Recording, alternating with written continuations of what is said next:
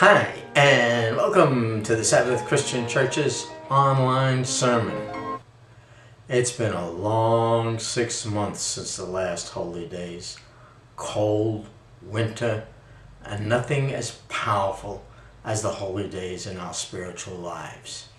We get the Sabbath every week, of course, but now we come to the days of unleavened bread, later Pentecost, and the Passover. And it's the beginning of the new year according to the Bible.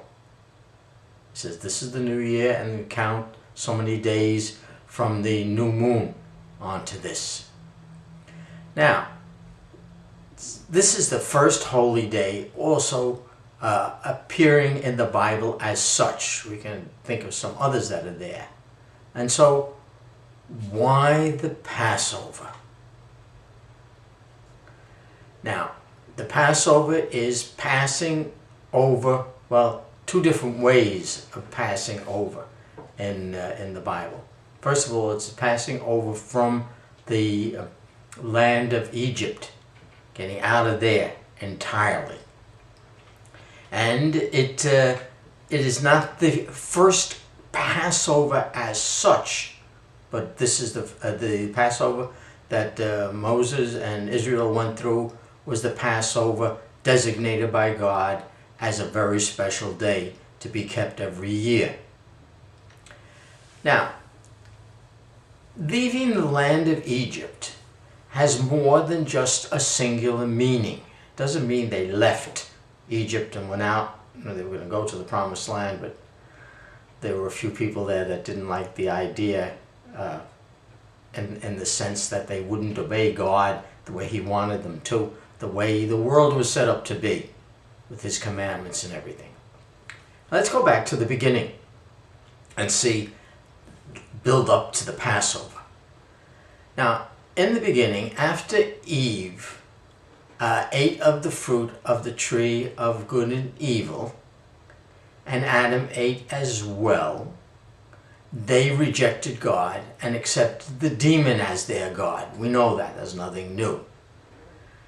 Then after 1,000-year period, that's a long time. After 1,000 years, God found Noah, who was willing to be His servant and do what he wanted to do.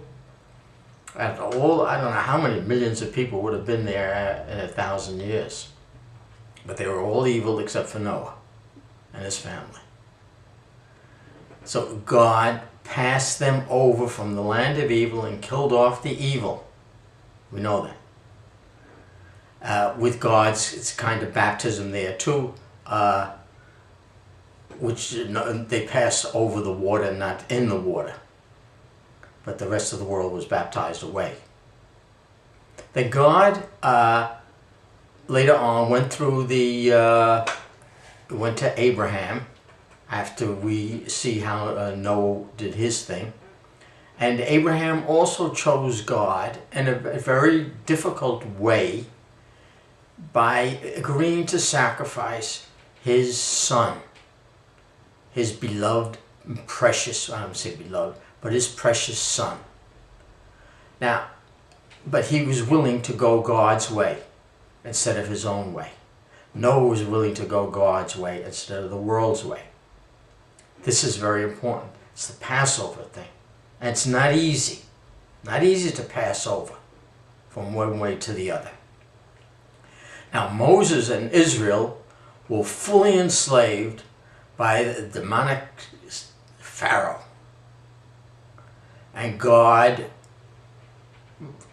wanted to and intended to free them from that demonism.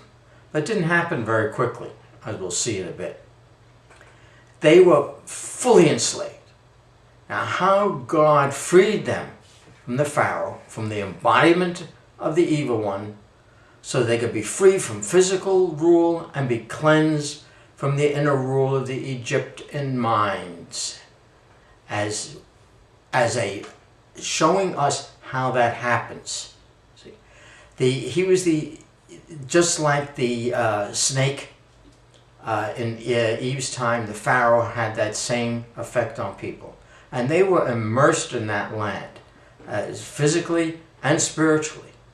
They kept to themselves, and they had some sense of the importance of their relationship to the real and true God. But the society overpowers people. And God went through all the things there, and till finally they left. Now, this is the same kind of thing in our lives. We trace our travels from the evil to righteousness. It's different from that, but it's very, very strongly the same, because the power of evil and demonic things is extremely powerful, very strong, you say. So let's go back there and take a look and see what happened. We know that Moses was kicked out of town for the various things, but that's not the important thing. The important thing is that God meets up with Moses, the burning bush, and he says to Moses, "I am the God of your father, the God of Abraham, the God of Isaac, the God of Jacob." And then Moses hid his face, for he was afraid to look at God. So he had that humility toward God, not the arrogance, and he hid his face from God. He was afraid to look at God. Then the Lord said, "I have surely seen the affliction of my people who are in Egypt."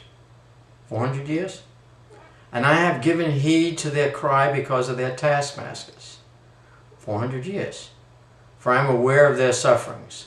Now, it does seem like a long time that they were there, but up to that time, it suddenly occurs to you, to us, that there was no one to lead them out of there.